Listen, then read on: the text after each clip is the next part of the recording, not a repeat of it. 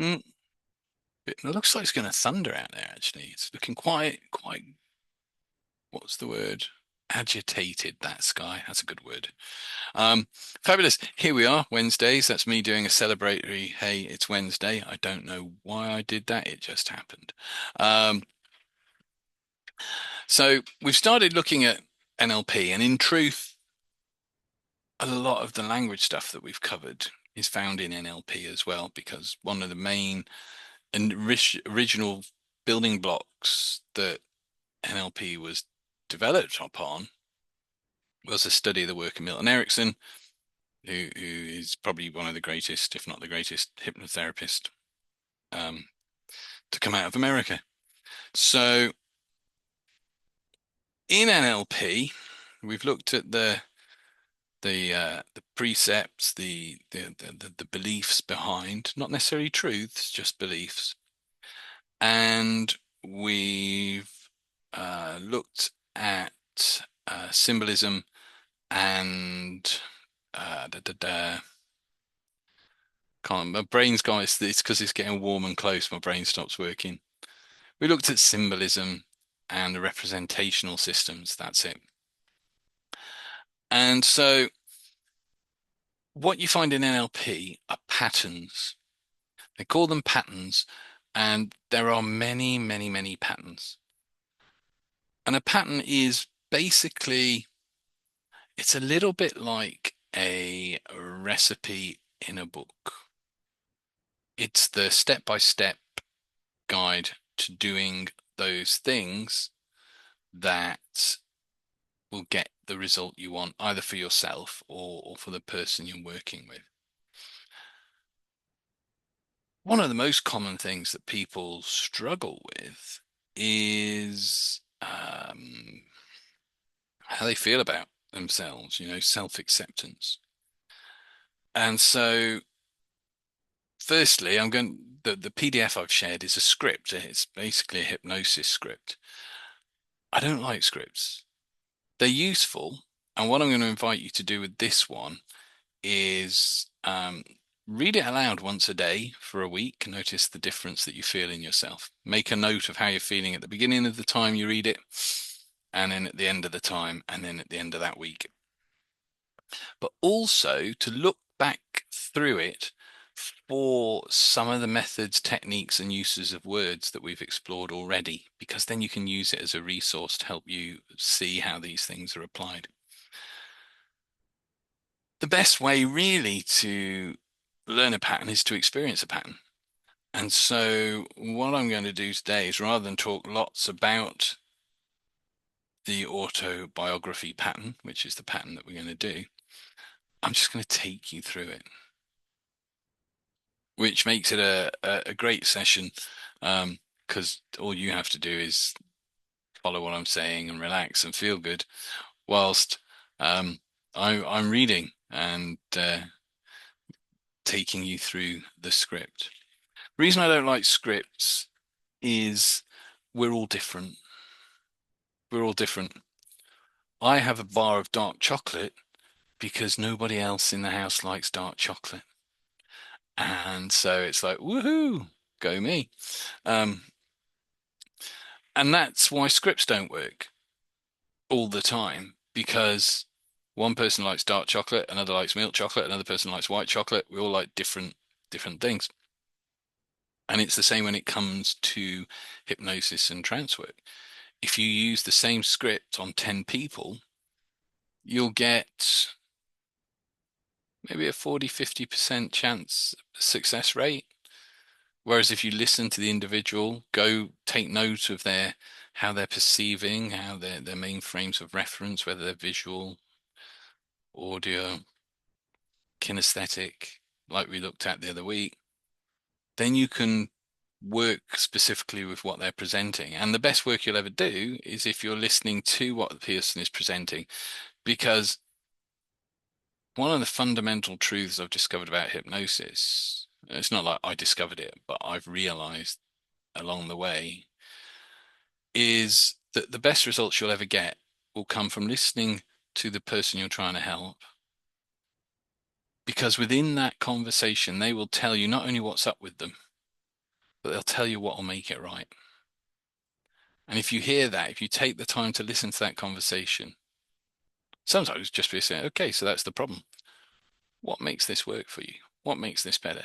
Think about it in a year's time when all this is over. How did you get there? And they'll tell you. And then all you have to do is put that into the hypnosis or the whatever you're doing with them. So, saying that, I'm going to follow a script tonight. And so there's not much to do other than invite you to get comfortable, have a fidget.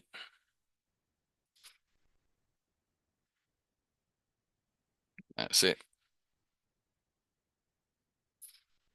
Take a nice deep breath in.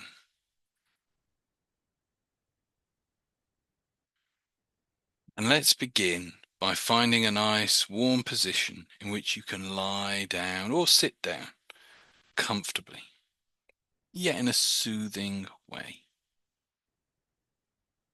And while you adjust your posture to make yourself even more comfortable, maybe you can even take a few more deep breaths, slowly and tenderly, and allow yourself to become more and more relaxed. You're doing this exercise to enjoy and feel better about yourself, not to fulfill other people's wishes. So this time is for you and only you. And in fact, only you deserve this time of relaxation.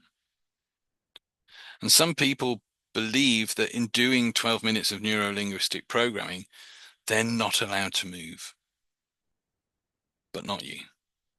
You can move, you can stretch, you can keep adjusting the way your body can rest to make yourself feel more comfortable, more relaxed.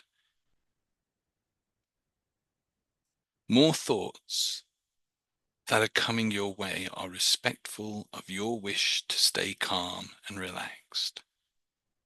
And they pass by as you guarantee you'll get back to them later. A bit later, after you experience the great appreciation and acceptance your loved ones have for you. Even when you can't really see it or hear it, just knowingness and it's there. And while you can imagine or picture to yourself what kind of unconditional love, you can create an image of someone who loves you as you are. So it can be a relative, father, mother, brother, sister, it can be a spouse, a partner, a friend, someone from the past or the present, someone you know, or even somebody who's no longer with us. Just somebody that accepted and loved and appreciated you just for you. And if you cannot imagine someone close, allow any memory to come to you of someone who helped you in some way, in some day, which has left you with a feeling of being appreciated and worthy of love. Take a few minutes. Let your mind scan your memories, finding an image, and you can continue enjoying the sense that comes from allowing scanning that enhances the relaxation that some parts of your body have begun to experience. Place aside the image that you found to let it rest off to the side for a little while, knowing that we'll return to it soon enough. Now, as you feel some increase in your natural wish to close your eyes, you can also let your shoulders feel their natural weight, feeling your breath as it finds a restfully deep and slower arc.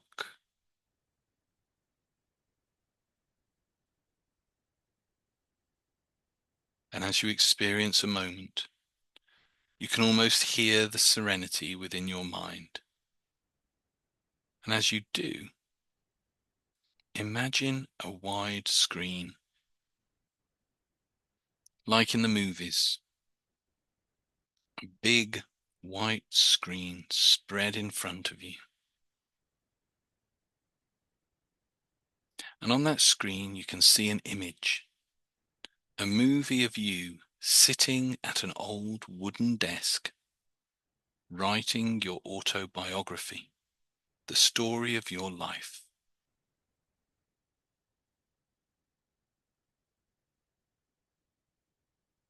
And you can choose whether you're using a pen or a pencil, maybe even a feather with blue ink. Maybe you're typing your autobiography on a computer or even on a typewriter. But you see yourself there writing your autobiography with the enthusiasm of telling your life story to the world. The story of your life is being written by you. And that image of you shows the calm, the relaxing, as you enjoy discovering the hidden treasures in your life, the legacy that you'll leave behind, the lessons you have learned, the good and varied experiences that have formed who you are today. And you can also choose other details in the image of yourself sitting at the desk, writing your autobiography. You can choose the colors of the room, the comfortable temperature, that comfort and ease as the surface you're on presses up to support you in space. You may even have a glimpse of the words that you see yourself writing, good words. And as you focus on that image, you might want to imagine yourself really sitting there. You, yourself, moving your fingers, writing your autobiography. And you can begin to get a sense of someone, just like in childhood, when someone who loves you dearly enters the door, and you just know for sure who that person is. The same feeling can come to you now as you allow the image of that person to come to you. And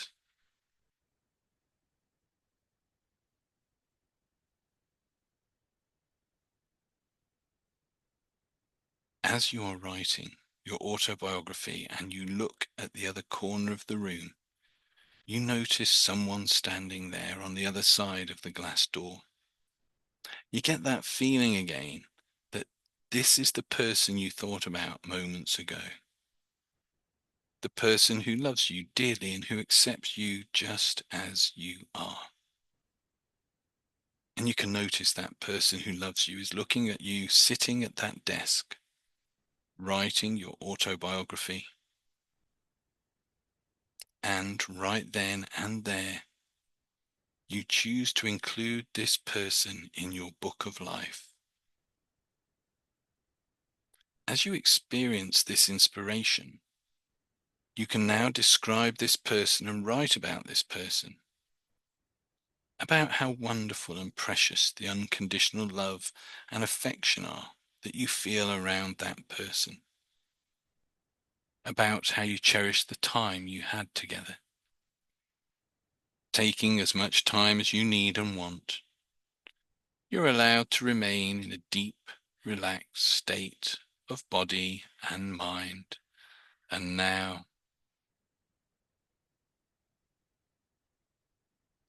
as you think about you and give yourself a few moments dissociating yourself from the image, stepping out of the image, thinking about you sitting at a desk writing your autobiography, seeing yourself in that image, seeing from a point on the side of the room from where the loving person is standing.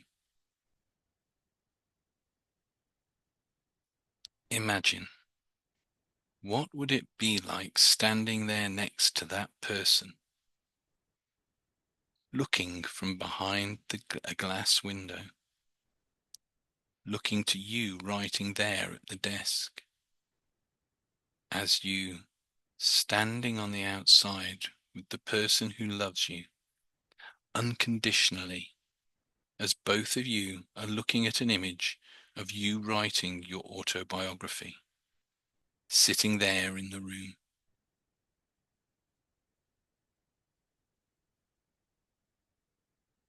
Well, slowly and surely, you can experiment further with that feeling, stepping over and entering into the body and mind of that loving person who is standing right next to you,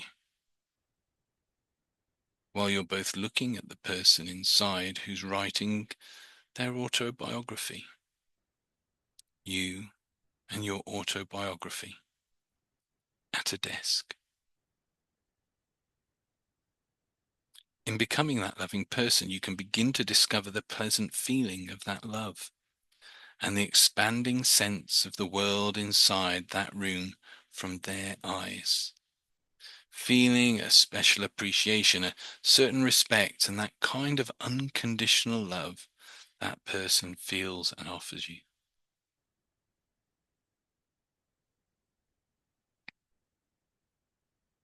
And can you imagine what it would be like being that person for a little while? To know what it's like thinking lovingly and dearly about you, how it's all about you and your life right now, loving you as you really are, respecting you, appreciating you, enjoying how unique you are, experiencing life through their eyes. You can have a sense of you through their eyes, through their full acceptance and hope and wishes for you. You can even allow those feelings to be named as words occur to you to name those loving feelings, taking all the time you need now for a good word to emerge, to name those feelings as you let it come to you. With time and space for that, you can simply savor the appreciation and love that you're getting to know so well. So well that you find yourself carrying them with you as you again stand beside that person, both of you, looking at you writing your autobiography at the desk inside the room.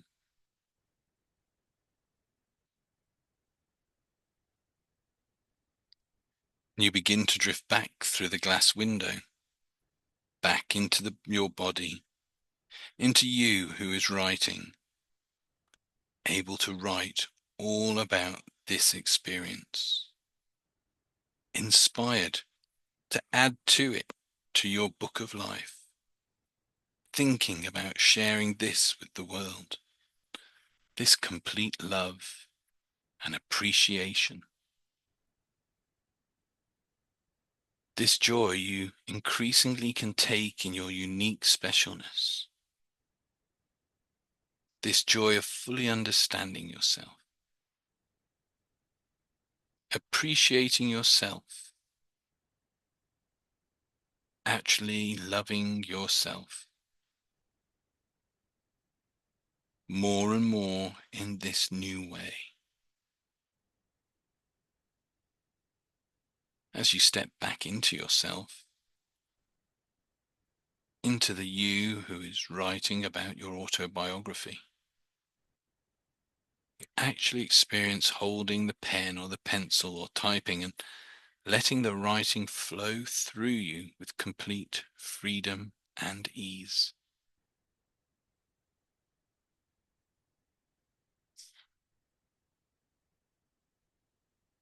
This way, All your experience pours from you into this book so that you richly describe your new feelings, your memories of knowing complete love through this other person, your glimpse of the future with such full joy in your unique being, writing about imaginary memories of this future as real life experiences, real events with your subconscious mind guiding you through them, guiding you with those rich feelings of respect for yourself, rich feelings of truly accepting yourself, this knowing that you brought along with you that makes room for your greatness in all senses.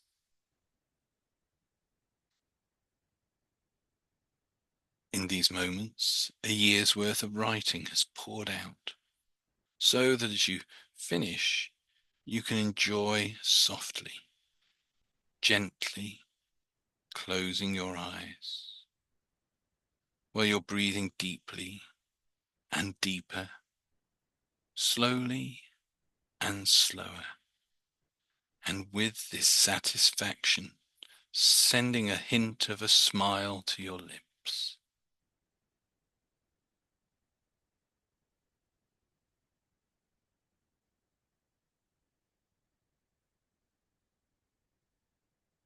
Now, as you begin counting up toward enjoying feeling fully refreshed and alert, you stretch your arms forward. That's right. As you count up towards 5, when you'll be fully awakened, opening and closing your hands, moving your head and stretching your neck gently upwards. And when you reach number 5, opening your eyes for fully refreshed alertness. As you finish this experience, notice the changes that you feel in your body and mind right now. How great is your appreciation to yourself in this moment? Take a few moments to experience just how important that feeling is, how great it is to use it and make it a permanent part of the life you are living, your life, the life you have described in your continuing autobiography.